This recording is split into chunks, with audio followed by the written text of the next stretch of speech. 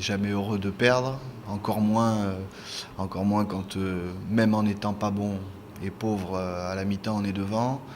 Et, euh, et, euh, et encore moins quand on voit que l'équipe se liquéfie au fur et à mesure de cette deuxième mi-temps et qu'aucun secteur ne rattrape l'autre. C'est-à-dire qu'on aurait pu être très bon au rugby dans le désordre et se passer entre guillemets de notre conquête en mêlée, ou être très bon dans le jeu au pied et sortir de la pression beaucoup plus facilement justement pour soulager notre conquête. Tous les secteurs ont été trop pauvres pour pouvoir prétendre à gagner en top 14. On a déjà énormément de contraintes que justement le grand public et les gens ne voient pas, la face cachée de l'iceberg. On a aussi 4 jeux au pied dans ma partie à moi qui sont catastrophiques à la 45e, 47e, 52e et 54e, où à chaque fois on reprend la pression et on prend des points derrière. On prend des points derrière aussi parce que notre mêlée a été secouée à un certain moment donné. Voilà. Sincèrement, quand je les vois bosser, quand je nous vois travailler, quand je vois l'investissement que mettent les joueurs et notamment William dans la concentration, dans l'envie de bien faire, je me dis que ça va payer et qu'on est en train de traverser une période un peu moins faste que d'habitude et moins faste que dans les années passées, dans les mois passés, et que ça va revenir, que d'ici quelques temps, ça va pencher en notre faveur, que des mecs blessés vont revenir, vont réimpulser de la joie de vivre, du plaisir. Voilà. On a pour l'instant compensé en ne lâchant rien à l'extérieur ou à domicile pour aller chercher des bonus, et c'est pas suffisant. On en est tous conscients, mais on se déplace pas en se disant bon là on peut le laisser tomber, on verra la semaine prochaine. Non, pas du tout. On savait dès le mois de juillet à la reprise que le top 14, comme les autres années, est un long marathon, que là en plus c'est un marathon qui se déroulait dans les montagnes et qui avait quelques cols hors catégorie.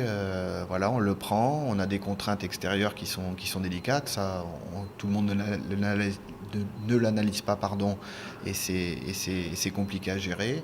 Et puis voilà, chaque semaine a son lot de blessures, son lot de morosité. Donc on essaye de remettre de la vie là-dedans. Et puis j'ai beaucoup plus perdu que gagné quand je jouais ailleurs. Tu apprends souvent beaucoup dans ce genre de défaites. Donc j'espère au moins que les leçons qu'on a tirées de cette défaite-là à Bayonne, notamment sur notre jeu au pied, sur nos montées défensives après ces jeux au pied manqués, va nous servir pour le reste de la saison, et que le travail qui a été fait cette semaine va payer ce week-end, je l'espère, et dans les semaines qui viennent, certainement. On fait tout, je vous dis, on fait tout pour essayer de résoudre les problèmes qu'on a aujourd'hui, devant, derrière, au pied, à la main. Et on va essayer de travailler tous ensemble, voilà, joueurs et entraîneurs, main dans la main. Je pense que ne serait-ce que l'opposition va quand même brasser nos compétiteurs. C'est-à-dire que sortir d'une déconvenue, jouer un peu avec un peu plus de peur face à ce qui se fait de mieux aujourd'hui en France et dans le championnat, puisqu'ils sont premiers, ça peut faire réagir les joueurs. Mais il faut pas non plus ne penser toujours que la réaction. Il faut préparer le match le plus important de la quinzaine, qui sera le match éliminatoire face aux Saracens. Clermont est aussi un exemple de longévité dans la performance, même si à la fin ils ne soulèvent pas la coupe ou le trophée. Ils sont là pour jouer des finales et des demi-finales, et ils le font chaque année depuis maintenant beaucoup de temps. Donc c'est comme nous, et peut-être qu'ils auront une année moins bonne l'année prochaine, ou dans 2 ans, dans 3 ans, je ne sais pas. Ce qui est passé est passé. Ce qui est passé au Stade Toulousain a été extraordinaire. Il faut maintenant se tourner vers le futur et voir qu'on est cinquième du championnat et pas qualifiable encore en Coupe d'Europe. Et je vous dis que le match éliminatoire des Saracens sera le plus important. Dans 15 jours, il y a les Saracens, et que ça sera un match éliminatoire.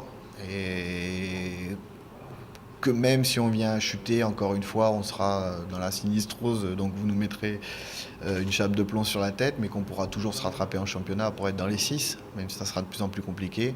Alors que si on perd les Saracens, la Coupe d'Europe sera finie quasiment. Si on devait souhaiter quelque chose, eh bien que peut-être que le sort tourne un peu, qu'on limite la casse et qu'on retrouve un peu de joie aux entraînements et dans l'effectif avec encore cette possibilité de faire tourner, de donner du temps de jeu à beaucoup de nos joueurs pour pouvoir stimuler les autres, etc.